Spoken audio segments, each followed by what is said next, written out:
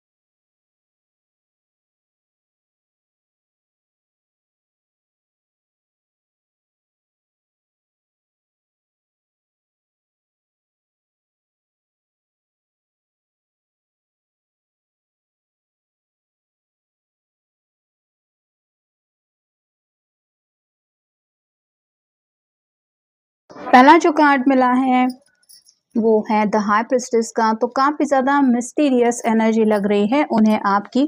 मतलब आप दोनों के बीच में अगर बातचीत नहीं हो रही तो काफ़ी ज़्यादा क्यूरियोसिटी से भरा हुआ इनका माइंड है कि न जाने अब आपने ज़िंदगी में आगे बढ़ने को लेके क्या फ़ैसला किया है। अगर किसी वजह से आप दोनों के बीच में बातचीत बंद है तो ये समझ नहीं पा रहे हैं आपका अगला कदम या फिर नेक्स्ट मूव क्या होगा। क्या आप दोबारा इनको एक सेकंड चांस देंगे या फिर इनसे कुछ बातचीत करने में इंटरेस्टेड है, या आपने कम्प्लीटली मूव ऑन होने का डिसीजन लिया है। फिर है डेथ का कार्ड, स्कॉर्पियो का कार्ड है, आपका या उनका साइन हो सकता है। यहाँ पे तो ये पर्सन जो भी बीती हुई बातें हैं उनको भुला के आपके साथ एक नई शुरुआत करने में काफ़ी ज़्यादा इंटरेस्टेड है।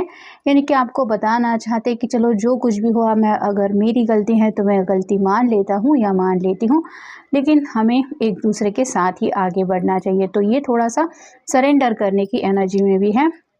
मतलब आपकी तरफ अपोलॉजी भी सेंड कर सकते हैं या फिर आपको मनाने के तरीके जैसे ये ढूंढ रहे हैं उसमें हो सकता है सॉरी इस तरह से आपको कहें कि आपका दिल पिघल जाए। फिर है क्वीन ऑफ पेंटिकल्स और साइन टॉरस वर्गो या फिर कैप्रिकॉर्न।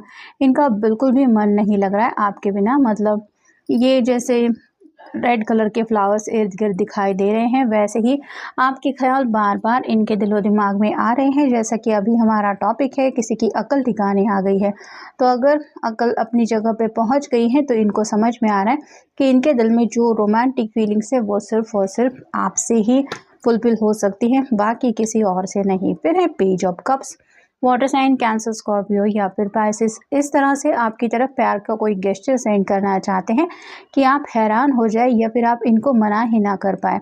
इस तरह की कुछ बातें सीधे आपके दिल में उतर जाएं और आप अगर उनसे नाराज़ हैं तो वो बातें पल भर में मतलब झट से गायब हो जाए। तो ऐसा क्या कह सकते हैं, इस उलझन में ये डूबे हुए हैं या कुछ कोशिश कर रहे हैं आपको मनाने की, तो उसी की प्लानिंग चल रही है। फिर है 7 of swords, air sign, Gemini, Libra या फिर एक्वेरियस। इनका मन तो काफ़ी ज़्यादा कर रहा है आपकी तरफ रीच आउट होने का, लेकिन जैसे ही ये शायद फ़ोन हाथ में लेते हैं इनका मन कहीं ना कहीं थोड़ा सा डर जाता है, जिसकी वजह से ये बातचीत करने से हिचकिचा रहे हैं। फिर एक queen of cups, water sign Cancer, Scorpio या फिर पाइसिस। आपने जब से इनको कोल्ड शोल्डर देना शुरू किया है, मतलब इनको इनकी गलती का एहसास कराने के लिए, या फिर अगर आप उनसे नाराज़ है इस वजह से आपने उनसे बातचीत वगैरह बंद कर दी या फिर उनको इमोशनली कनेक्ट होने से आपने अपने आप को रोका, तो ये बातें अब उनको बर्दाश्त नहीं हो रही। पहले जैसे आप इनकी परवाह करते थे, इनको अपनी तरफ मतलब एक एहसास दिला देते कि वो आपके लिए कितना ख़ास है, तो वो एहसास ये काफ़ी ज़्यादा मिस कर रहे हैं क्योंकि आपकी तरफ से वो केयरिंग बातें इनको अब सुनने को नहीं मिल रही। फिर है 9 ऑफ पेंटिकल्स और साइन टॉरस वर्गो या फिर कैप्रिकॉर्न। अकेले काफ़ी ज़्यादा पड़ गए हैं, इनको ऐसा लगता है बाकी सब कुछ भी अगर मुझे मिल गया तो भी मैं खुश नहीं रह पाऊँगा या नहीं रह पाऊँगी अगर मेरे पर्सन का प्यार मुझे नहीं मिलता। तो यहाँ पे एक पेंटिकल की कमी है और जैसे यहाँ पे आप देख सकते हैं इस क्वीन के हाथ में पेंटिकल है। अगर ये क्वीन सामने से इस पेंटिकल में अपना पेंटिकल जोड़ देती है, मतलब यहाँ पे 10 ऑफ पेंटिकल हो जाते हैं, तो ये कंप्लीट फैमिली पिक्चर बन जाती है। वैसे ही आपके पर्सन शायद आपकी तरफ से कोई ऐसी एक्शन एक्सपेक्ट कर रहे हैं कि उनकी जो बिगड़ी बात है वो बन जाए। फिर है five of cups, water sign Cancer, Scorpio या फिर पाइसेस। यहाँ पे कुछ लोग हो सकते हैं जो थर्ड पार्टी कनेक्शन में चले गए थे, लेकिन जैसे यहाँ पे सब कुछ बिखर गया है वैसे उनको लग रहा है कि जिस पर्सन की वजह से आप दोनों के बीच में दूरी आ गई उस पर्सन ने तो अपना काम कर ही दिया, वो तो साइड में चला ही गया, लेकिन कहीं ना कहीं आप दोनों को भी एक दूसरे से जुदा करने में मे बी वो पर्सन थोड़ा बहुत सक्सेसफुल रहा है, ऐसा इनको शायद एहसास हो रहा है। और अब किस मुंह से ये आपके साथ टू ऑफ कप की एनर्जी में दोबारा जुड़ेंगे ये उनको समझ में नहीं आ रहा। और फाइनल कार्ड है द हीरोफेंट। इन दो जजेस की, लॉयर्स की जो प्रॉब्लम है ये जज सॉल्व कर सकते हैं, यानी कि यहाँ पे दो कीज़ रखी हुई है तो इनके डिसीजन के ऊपर इनकी ज़िंदगी का फैसला हो सकता है। वैसे ही आपके पर्सन शायद किसी ऐसे इंसान के साथ बातचीत करना चाहते हैं जिसकी वजह से इनके प्रॉब्लम का सोल्यूशन इनको मिल जाए, या फिर अगर आप दोनों एक दूसरे से बातचीत नहीं कर रहे तो वो बातचीत के दरवाजे खुल जाए। अब ये आप दोनों का कोई कॉमन फ्रेंड भी हो सकता है, या फिर आप कह सकते हैं कि कोई ऐसा पर्सन जिसके ऊपर आपके पर्सन बहुत ज़्यादा भरोसा करते हैं, उनसे बातचीत में भी ये कर रहे हैं और अपनी गलतियां सुधारने का पूरा प्रयास इनकी तरफ से हो रहा है, या फिर ये करना चाहते हैं। अब देखेंगे second Oracle, I am so proud of you. तो जिस तरह से भी आपने इस नो कॉन्टैक्ट सिचुएशन को या फिर ब्रेकअप को या फिर सेपरेशन को हैंडल किया है, मतलब इस पर्सन को ना ब्लेम करना, ना दोष देना, ना उसके साथ झगड़ा करना, कुछ भी नहीं। और अगर कोई थर्ड पार्टी कनेक्शन में भी चला गया था तो भी शायद आपने बस यही किया है कि अपने आप को इस पर्सन से थोड़ा सा दूरियां बना के रख लिया, इनसे वो सब बातें नहीं कही जो शायद आपने दिल में सोची थी या फिर आपको दिल में तकलीफ दे गई थी। तो ये जब एहसास इनको हो जाता है कि किस तरह से आपने वो सिचुएशन हैंडल की या अभी भी कर रहे हैं, तो उन्हें ऐसा लगता है कि वो आपके ऊपर बहुत ज़्यादा प्राउड फील करते हैं। मतलब ऐसा पर्सन सच में अपनी ज़िंदगी में होना चाहिए, ऐसा उनको लग रहा है। फिर है आई लव यू। अब ये पर्सन सच्चे दिल से आपसे प्यार करने लगा और आपको यही यकीन दिलाना चाहते हैं कि उनकी जो फीलिंग्स वो एक्सप्रेस कर रहे हैं उसमें कितनी ज़्यादा सच्चाई है। I regret treating you the way I did. तो जिस तरह से भी इन्होंने आपके साथ अपना बिहेवियर रखा या फिर इनकी तरफ से जो रवैया था उसको लेके इनको पछतावा हो रहा है, ये मुझे नहीं करना चाहिए था, या फिर मैंने यहाँ पे बहुत बड़ी गलती की है, ऐसा इनको एहसास हो रहा है। Please don't break my heart.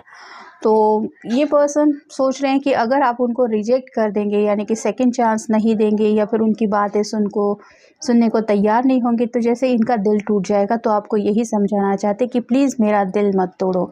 भले ही ये पर्सन ऑलरेडी आपकी फीलिंग्स हर्ट कर चुका हो, फिर भी उनको लगता है कि आपकी तरफ से ये एफर्ट नहीं हुआ है कि आपने उनके दिल के जज्बातों को ठेस पहुँचाई है, और यही बात वो ध्यान में रखते हुए शायद आपकी तरफ बढ़ना चाहते हैं। नेक्स्ट है I am emotionally unavailable. Emotionally आपके सामने अपनी बातें कैसे रखें ये उनको समझ में नहीं आ रहा, यानी कि काफ़ी ज़्यादा दिलो दिमाग में ये पर्सन आपको लेके सोच ज़रूर रहे हैं, और हो सकता है आपके सामने बातचीत रखने का भी इनका एक मन है, लेकिन मे बी ये तैयारियां तो कर रहे हैं, लेकिन कैसे बात कहें ये इस उलझन में पड़े हैं। I am not ready to settle down. तो अभी अगर आप तुरंत बोलेंगे कमिटमेंट के लिए तो ये पर्सन अभी भी शायद पूरी तरह से प्रिपेयर नहीं है। अगर किसी थर्ड पार्टी कनेक्शन से निकले हैं या फिर आप कह सकते हैं किसी ने इनको बिट्रे वगैरह किया है, तो इनको शायद थोड़ा सा वक्त चाहिए हील होने के लिए, जिस वजह से ये आपके साथ जुड़ना तो चाहते हैं लेकिन अभी तुरंत कोई कमिटमेंट नहीं दे सकते।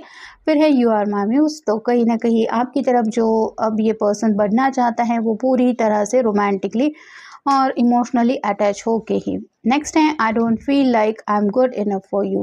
तो ये कई बार इस तरह के ख्यालों में भी खो जाती है कि शायद ये आपके लिए सच में बेटर पर्सन नहीं, मतलब इससे अच्छा भी कोई पर्सन आपको मिल सकता है। तो अपनी तरफ से जो भी गलतियां हुई हैं, जो भी दुख तकलीफ़ इन्होंने आपको दी है, उसके लिए इनको पछतावा होता है और इनको ऐसा लगता है कि शायद वो आपके लायक नहीं है।